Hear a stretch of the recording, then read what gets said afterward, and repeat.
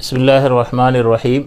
اگر کوئی شخص کسی کے بارے میں کوئی بات کرتا ہے، اس کے اندر موجود کسی عادت کا ذکر کرتا ہے کہ فلاں شخص اس طرح کرتا ہے یا وہ ایسا ہے وہ ویسا ہے، تو اس کی شرعی حیثیت کیا ہے، شریعت اس کو کیا نام دیتی ہے، یہ کبھی جائز بھی ہوتا ہے یا نہیں ہوتا، یا اگر ناجائز ہے تو کس درجے کا ناجائز ہے، تو ذرا اس کو ہمیں سمجھنا چاہیے، کیونکہ اس کو سمجھنے سے بہت بڑا فرق پڑے گا کہ بہت بڑے گناہ سے ہم بچ سکتے ہیں۔ تو یہاں دیکھیں کہ کسی شخص کی کسی عادت کا ذکر کیا، اگر وہ بات اس نے جو کی ہے کہ فلاں شخص ایسا ہے یا اس کی یہ عادت ہے، اگر یہ جو بات اس نے کی ہے وہ جھوٹ ہے، حقیقت نہیں ہے،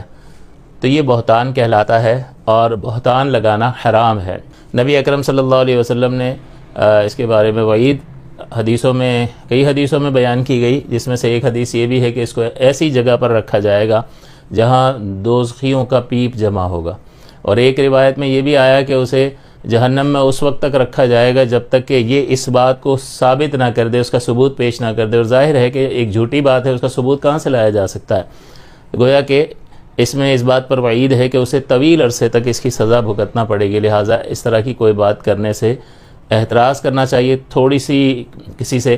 تھوڑی سی ناراضگی ناچاکی ہوتی ہے، اس کے لیے کوئی دل میں جذبات ہوتے ہیں، نیگیٹو منفی جذبات ہوتے ہیں، تو اس کی تسکین کے لیے انسان اس طرح کر رہا ہوتا ہے، لیکن اس کو دیکھنا چاہیے کہ وہ اپنا کتنا بڑا نقصان کر رہا ہے۔ اور اگر کسی شخص کے بارے میں کوئی بات کی ہے، کسی عادت کو اس کی بیان کیا ہے اور وہ سچ ہے، اور یہ شخص جو ہے اس چیز کو ناپسند کرتا ہے کہ اس کو لوگوں کے سامنے ذکر کیا جائے، اب یہ بیان کر رہا ہے اس سچی بات کو،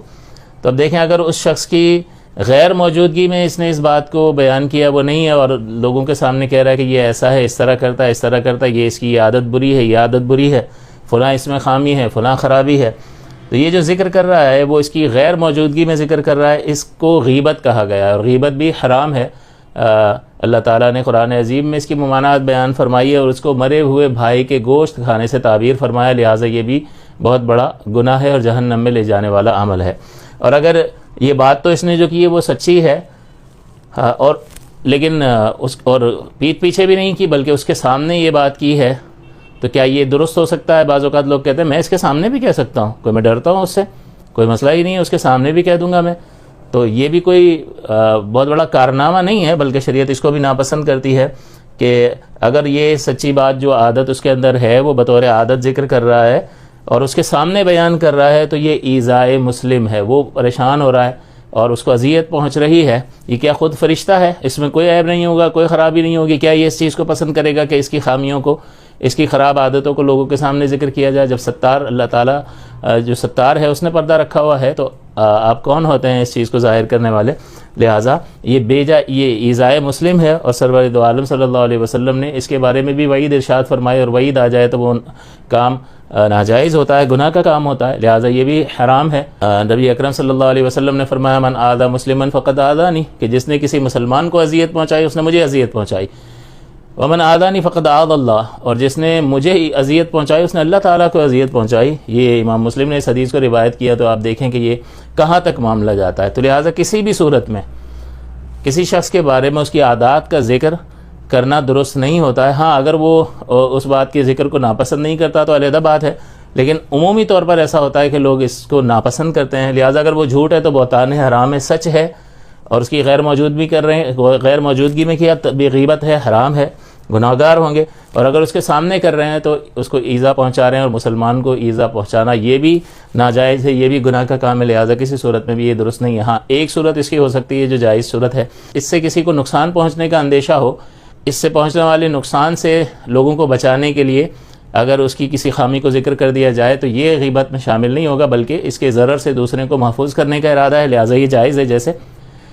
کسی شخص سے ہم کاروبار کرتے ہیں، ہمارا کوئی اچھا ایکسپیرینس نہیں ہے اس سے کاروبار کرنے کا، اور اب ہم دیکھ رہے ہیں کہ مارکیٹ کا ایک اور بندہ اسے کام کر رہا ہے، اس کو مال سپرد کرنے کے در پہ کرنے والا ہے، ہم دیکھ رہے ہیں، تو اس کو ہم بتا سکتے ہیں کہ بھئی اس کی ریپوٹیشن اچھی نہیں ہے اور یہ پیمنٹ نہیں کرتا یا بہت ڈیلے کرتا ہے، وعدہ وفا نہیں کرتا، تو لہٰذا یہ عادت اس کی جو ذکر کر رہے ہیں اس سے چونکہ اگر نہیں بتایا جائے گا تو اس کو اس کا نقصان پہنچے گا، لہٰذا ایسی چیز کو ذکر کرنے میں کوئی مسئلہ نہیں ہوتا۔ اسی طرح سے رشتے کی بات آئی، اب وہ ایک امانت ہے صحیح مشورہ دینا، تو اگر اس شخص کو اگر ہم جانتے ہیں چاہے وہ لڑکی ہو یا لڑکا ہو، اگر اچھی طرح سے جانتے ہیں ان کو اور ہمیں معلوم ہے کہ اس میں کچھ بری عادات ہیں جو آگے جا کر مسائل کا باعث بنیں گی اور ان کے لیے ضرر اور نقصان کا سبب ہو سکتی ہے، تب اس چیز کو ذکر کیا جا سکتا ہے، اور یہ مذموم نہیں ہے۔ اور اس کے علاوہ جو چیزیں ہیں کہ ضرر وغیرہ کا کوئی مسئلہ نہیں ہے، تو شریعت کہتی ہے کہ بھئی تم اپنے کام سے کام رکھو، تمہیں دوسروں سے کیا لینا دینا، اس نے اپنے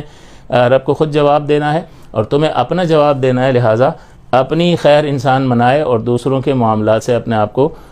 دور ہی رکھے تو بہتر ہے۔ ہاں